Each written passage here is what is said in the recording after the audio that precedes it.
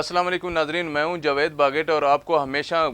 वफाकी दारुल हुकूमत में सोसाइटीज़ के हवाले से खसूसी तौर पर आपको आगाह रखता हूं कि कौन सी सोसाइटी किस तरह की है और उसकी कानूनी पोजीशन क्या है और वो आवाम को किस तरह से पैसा इकट्ठे करने में लगी हुई है। तो पिछले दिनों मैंने ट्यूलिप इनकलेव के हवाले से आपसे बात की, ट्यूलिप इनकलेव की खसूसी तौर पे जो चीज़ें हैं वो आपसे शेयर की कि उसके पास क्या कुछ है, और उसके सीईओ जो हैं ज़फ़र मलिक साहब, उनके हवाले से आपको डिटेल से बताया पिछले प्रोग्राम में कि उनकी कुछ ऑडियो भी लीक हुई है और उस पर भी इंशाल्लाह हम बात करेंगे। लेकिन आज खुसूसी तौर पर मैं डिप्टी कमिश्नर इस्लामाबाद के हवाले से बात करना चाह रहा हूँ। उन्होंने गुज़श्ता दिनों एक बड़ा अहम काम किया और बड़ा एक ऐसा फ़ैसला किया है जिससे उनकी नज़र में तो वो यकीनन बहुत अच्छा होगा, लेकिन मेरी नज़र में कुछ सवालात हैं उसके हवाले से, वो मैं आप लोगों से शेयर करना चाह रहा हूँ। डिप्टी कमिश्नर इस्लामाबाद ने 14 कोऑपरेटिव जो हाउसिंग सोसाइटीज़ हैं उनको उनकी रजिस्ट्रेशन मनसूख की है कि वो इस्लामाबाद की हदूद में नहीं है।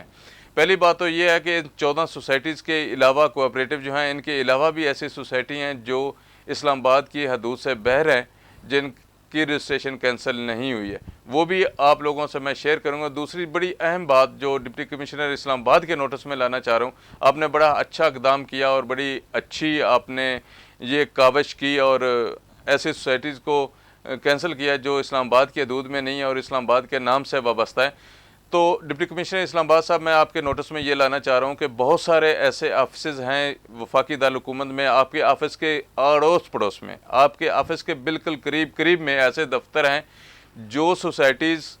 के हैं, और उन सोसाइटीज़ के नाम जो इन सोसाइटीज़ का इस्लामाबाद में सिर्फ ऑफिस है, उनकी हदूद इस्लामाबाद से कई कोसों मील दूर है और वो मुख्तलिफ़ अज़ला में वाक़या हैं, और उनकी तशहीर के लिए उन्होंने ऑफिस जो हैं वो इस्लामाबाद में बना रखे हैं। उनके पास ना उनके एनओसी हैं, ना उनके पास कोई ज़मीन है। जो मुतलका डिपार्टमेंट्स हैं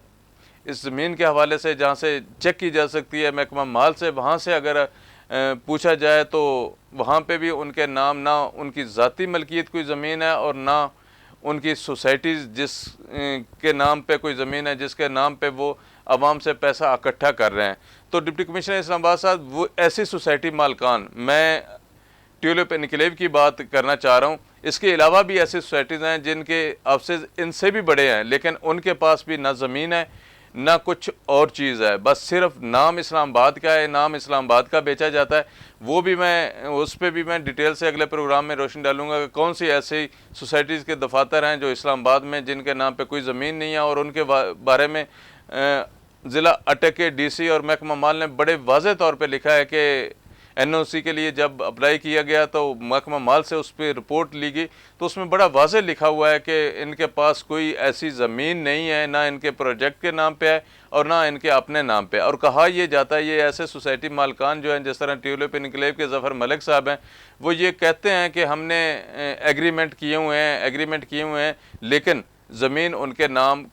कुछ नहीं है। तो मैं डिप्टी कमिश्नर इस्लामाबाद साहब आपके नोटिस में ये लाना चाहता हूँ कि इन लोगों ने यहाँ आपके ऑफिस के करीब आपकी हदूद में एक इतने ऐसा प्रोग्राम किया जिसमें करोड़ों रुपए की उन्होंने गाड़ियाँ तकसीम की डीलर्स में। क्या आप ये समझते हैं कि ऐसी सोसाइटीज़ मालकान जिनके पास कोई ज़मीन ना हो, जिनके पास ज़मीन का कोई एनओसी ना हो, जिनकी कोई कानूनी हैसियत ना हो, वो हज़ारों लोगों को इस्लामाबाद में इकट्ठा करके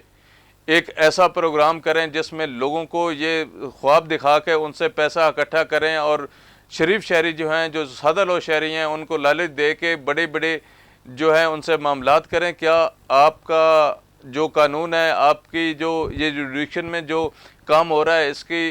कानून इजाज़त देता है कि ऐसा हो सकता है? लेकिन ये आपका है कि आप इस पे एक्शन लेते हैं या नहीं लेते हैं। मैंने पिछली एक दो वीडियोज़ में भी इस बात का जिक्र किया कि ट्यूलिप इनकलेव के अलावा भी ऐसी सोसाइटियाँ, लेकिन इस वक्त जो मैं इन्फॉर्मेशन आपसे शेयर कर रहा हूँ वो ट्यूलिप इनकलेव की कर रहा हूँ कि ये ज़िला अटक में फ़ाल करती है। जो उनका अपना कहना है ज़फ़र मलिक साहब का, ज़िला अटक के जो मौज़े है कन्याल, वहाँ पे वो कहते हैं हमारी ज़मीन है, लेकिन ज़मीन नहीं है उनके पास। सिर्फ वहाँ पे ये कहा जाता है कि उन्होंने एग्रीमेंट किया, एक उन्होंने इफ्तिताह वहाँ पे किया, एक उन्होंने अटक शहर में किया और एक आपके शहर इस्लामाबाद में किया। यहाँ पे उन्होंने बड़ी बड़ी गाड़ियाँ दी डीलर्स को, बाकी लोगों को, कि ताकि लोग ये समझे कि ये ट्यूलिप इनकलेव सोसाइटी जो है ये बिल्कुल ओरिजिनल सोसाइटी है। इन्होंने यहाँ पे तशहीर करने की कोशिश की यहाँ पे इस्लामाबाद की मुख्तलिफ शाहराहों पे उन्होंने ट्यूलिप इनकलेव के स्टीमर्स लगाए, जिसको डायरेक्टर DMA ने फौरी तौर पे हटा दिया कि ये इनके पास कोई NOC नहीं है, कोई कुछ नहीं है, इस वजह से इनकी तशहीर जो है ना वो कानूनी नहीं बनती, इसलिए इनको यहाँ से हटा दिया जाए। तो उनकी टीम ने उनको फौरी तौर पे हटा दिया, लेकिन आज तक उनके ऑफिस के हवाले से कोई कार्रवाई नहीं हो सकी, कोई कुछ नहीं हो सका। लेकिन आप इतने बड़े फैसले कर रहे हैं तो ज़रा नज़र इस तरफ भी दौड़ाइएगा, इस तरफ भी देखिएगा कि क्या ऐसे लोग यहाँ आपके शहर में बैठ के, जहाँ आपकी ज़िम्मेदारियाँ बैठ के गरीब लोगों को या जमा सालों से इकट्ठी की हुई जमा पूंजी को गरीब लोगों की को किस तरह से उनको महरूम कर रहे हैं और क्या ख्वाब दिखा के उनको लालच दे के किस तरह से उनको उनके पैसों से महरूम करते हैं। एक तो बात यह है। दूसरी बात मैं आपके नोटिस में ये लाना चाह रहा हूँ, जिन सोसाइटीज़ के आपने रजिस्ट्रेशन कैंसिल की है, जो रजिस्ट्रेशन कैंसिल हुई है आपके नोटिस में होगा यकीनन कि ये इनकी मंजूरी भी पहले हुई होगी। क्या हम ये तवक्को कर सकते हैं कि आपने वो पूरी फ़ाइल देखी होगी कि किस बेस पे उनको इस्लामाबाद में रजिस्टर्ड किया गया और रजिस्ट्रेशन के जो ज़िम्मेदार हैं उस वक्त के, उनके ख़िलाफ़ कोई आप कार्रवाई करेंगे, कोई ऐसा लाए अमल आप बनाएंगे कि उनके ख़िलाफ़ भी कोई कार्रवाई की जा सके जिन्होंने ये इक़दाम किया। और इसमें हज़ारों नहीं लाखों लोगों की इन्वेस्टमेंट है इन 14 सोसाइटियों में, हज़ारों की तादाद में मेंबरशिप्स हैं इनकी, और ये बहुत बड़ी तादाद बन जाएगी। ये सिर्फ 14 सोसाइटियाँ नहीं हैं, इनके अलावा भी ऐसी सोसाइटियाँ हैं जिनकी तादाद ज़्यादा है, लेकिन इनमें जो मेंबरशिप लोगों ने हासिल की हुई है, जो प्लाट के असूल के लिए जिन्होंने अप्लाई किया और अपने पैसे जमा करवाएं, वो अरबों में बनते हैं। और अरबों रुपए जमा करवाने वाले उन शहरियों का या उन इन्वेस्टर्स का या उन लोगों का क्या हाल होगा, उन ओवरसीज़ पाकिस्तानियों का क्या हाल होगा जिनकी सोसाइटी की रजिस्ट्रेशन कैंसिल होगी, या उनको आपसे क्या उम्मीद वाबस्ता रहेगी। क्या आप उनके हक़ के लिए क्या इक़दाम करेंगे कि ऐसे लोग जो इसमें मेंबर थे, जिनको यहाँ पे प्लाट दिए गए थे, अगर ये यहाँ पे रजिस्ट्रेशन कैंसिल हो गई है तो क्या मुतलका इदारे में वो रजिस्ट्रेशन करवा पाएंगे, या वहाँ से उनके NOC के असूल के लिए कितना टाइम लगेगा, और इस दौरान वो मेंबर जो है वो कितना सफ़र करेंगे। या सोसाइटी के अमूमन आपके नोटिस में आए कि इनके इलेक्शन होते हैं, सदर सेक्रेटरी और बाकी एक टीम मैनेजिंग कमेटी की एक बनाई जाती है, वो मैनेजिंग कमेटी की टीम आपके फ़ैसले के खिलाफ अदालतों में जाएगी, तो वो शहरी जो इसके मेंबर हैं उन सोसाइटीज़ के, वो कितना सफ़र करेंगे, उनके लिए जो आसानियाँ थी वो कितनी मुश्किल हो जाएंगी। ज़रा काइंडली इस पे भी तवज्जो दीजिएगा और इस पे भी वाज़ह कोई अहकामात ऐसे जारी करें उस मैनेजिंग कमेटी के हवाले से, उनको कोई टाइम फ्रेम दें कि आप इतने टाइम में अपने रजिस्ट्रेशन करवा लें, अदरवाइज़ जो है ये जो मुतासरीन हैं इनका भी कोई हल आप निकालें, क्योंकि अगर इस तरह का ये सिलसिला रहा तो मुतासरीन की तादाद बहुत ज़्यादा हो जाएगी और ये बहुत मुश्किल हो जाएगा उनको सर्वाइव करना। लेकिन जो मैनेजिंग कमेटी है, जो इन सोसाइटी के सदर सेक्रेटरी या दीगर ओहदेदारान हैं, उनकी तो फिर मौजें हो जाएंगी ना, उनको कोई पूछने वाला नहीं रहेगा। आप रजिस्ट्रार सोसाइटीज़ भी हैं, आप इनको पूछते हैं कि जो मुतासरीन आपके पास जाता है प्लाट के असूल के लिए, या कई सालों से ये तकरीबन ऐसी सोसाइटीज़ 80 की दहाई में ये मार्ज़ वजूद में आई, उस वक्त कुछ नहीं था, लेकिन ज़मीनें बाद में ख़रीदी गई, उस वक्त सिर्फ रजिस्ट्रेशन हुई मुख्तलिफ़ इदारों के नाम पर जो आज आपने कैंसिल की है। तो ये इदारे तो इस्लामाबाद में फ़ाल करते हैं, ज़मीनें उन्होंने इस्लामाबाद से बैर हासिल की लोगों को छत देने के लिए, लेकिन उसमें कितनी नाइंसाफ़ियाँ हुई, किस तरह से आवाम को उन्होंने लूटा, वो भी आप जानते हैं, आप बड़ी अच्छी तरह से आगाह हैं। लेकिन मैं गुजारिश करूँगा आपसे कि इस सोसाइटी, ऐसी सोसाइटी के जो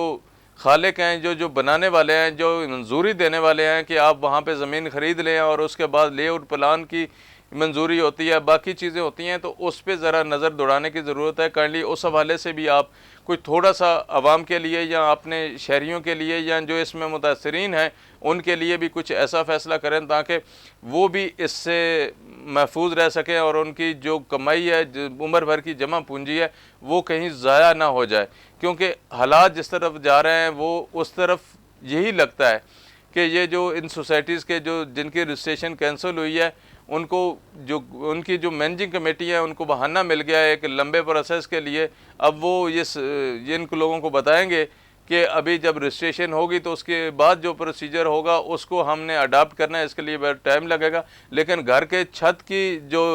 हिरस लगाए बैठे हैं, जो उम्मीदें वाबस्ता किए बैठे हैं कि हम इतनी देर में अपना घर बना लेंगे, उनको प्लाट की असूल की तो दूर की बात, उनके पास इतनी ज़मीनें भी नहीं हैं, आपके नोटिस में आई ये चीज़, और ना वो ज़मीनें कम्पैक्ट है कि वहाँ पे घर बन सके या उनका कब्ज़ा दिया जा सके। आपके ये नोटिस में है सारी चीज़ें कि उनके पास जितनी ज़मीन है उससे कई गुना ज़्यादा जो है वो फ़ाइलें फ़रोख्त कर चुके हैं और लोगों से पैसे इकट्ठे कर चुके हैं। काइंडली इस तरफ भी बड़े अहम फ़ैसले की ज़रूरत है। आपके हवाले से वफाकी दारुल-हुकूमत में बड़ा मशहूर है कि आप मुकम्मल तौर पर एक DC हैं और लोगों के काम करने का फ़न भी जानते हैं, और ये आप समझते हैं कि किस तरह से लोगों को सहूलत फराम की जा सकती है। आपने बड़ा अच्छा इक़दाम किया, मैं इसको सराहता हूँ, लेकिन मैं साथ गुजारिश ये करना चाहता हूँ कि ऐसे दफातर जो इस्लामाबाद में कायम है और उनके पास ना ज़मीन इस्लामाबाद में है और ना इस्लामाबाद से बाहर है, लेकिन वो सोसाइटियाँ इस्लामाबाद के नाम पे इस्लामाबाद में बना के बैठे हुए हैं। आपके दफ्तर के बिल्कुल आसपास आप नज़र दौड़ाएं तो वे चंद जो है मीटर के फासले पर, चंद कदमों के फासले पर ऐसे दफातर मौजूद हैं जो सोसाइटीज़ का बोर्ड लगा के इस्लामाबाद के हवाले से बैठे हुए हैं, लेकिन उनके ख़िलाफ़ आज तक कार्रवाई नहीं हुई। मैंने पिछली वीडियो में भी आपसे गुजारिश की थी कि ऐसे दफातर जिनकी जहाँ पे ना ज़मीन है और ना इनके पास कोई ऐसा ही कानूनी कागजात हैं, ना NOC है, लेकिन आवाम को लूटने के लिए कि आपके शहर में आपके जो ज़ेरे कंट्रोल शहर है उसमें बैठे हुए हैं, तो काइंडली इस पर भी थोड़ी सी नज़र दुराइएगा और ये चेक करवाइएगा अपने मुतल्लिका AC को से पूछ के कि अगर यहाँ पे ऐसे दफातर हैं तो उनके ख़िलाफ़ कार्रवाई मुमकिन है या नहीं है। यहाँ वो लोग इतने पावरफुल हैं कि आपको वज़ीर-ए-आज़म हाउस के नंबर भेज देते हैं या कहते हैं कि आपने अगर हमारे ख़िलाफ़ कार्रवाई करनी है तो ये वज़ीर-ए-आज़म हाउस का नंबर है, यहाँ पे आप बात कर लें। तो इससे ये एक बड़ा थ्रेड है आजकल के जो सोसाइटी माफिया हैं उनकी तरफ से। मैंने कई नंबर ऐसे देखे हैं, कई ऐसे ऑफिसर्स को उन्होंने नंबर सेंड किए हैं जिनके पास ना NOC है ना कुछ है, उनके खिलाफ अगर कोई कार्रवाई की बात करता है तो वो वज़ीर-ए-आज़म हाउस के नंबर भेज देते हैं। तो काइंडली इस पर बड़ी तवज्जो की ज़रूरत है, तो आप इस पर भी देखिएगा जो सोसाइटी मालकान इस तरह बना के बैठे हुए हैं। आपका बहुत शुक्रिया, हमने आप तक अपनी आवाज़ पहुँचाई। आवाम की जो सोच है या आवाम जो जिससे मुतासर हो रहे हैं, क्योंकि वो हमारी ज़िम्मेदारी है आवाम के हकूक़ के लिए, जहाँ आवाम वाबस्ता हो या यहाँ आवाम के हकूक़ वाबस्ता हो, तो हमें अपनी ज़िम्मेदारी समझते हुए आप तक, अल्लाह हुकाम तक ये बात पहुँचानी चाहिए कि शहर में क्या हो रहा है। तो आप भी काइंडली इस हवाले से देखिएगा। तो नाज़रीन, ये थी वो इन्फॉर्मेशन जो डिप्टी कमिश्नर इस्लामाबाद के हवाले से, उनके अहकामात के हवाले से मैंने आपसे शेयर किया और बताने की कोशिश की कि जो 2 नंबर सोसाइटीज़ के दफातर हैं यहाँ पे उनको ख़त्म किया जाए। आपका बहुत शुक्रिया।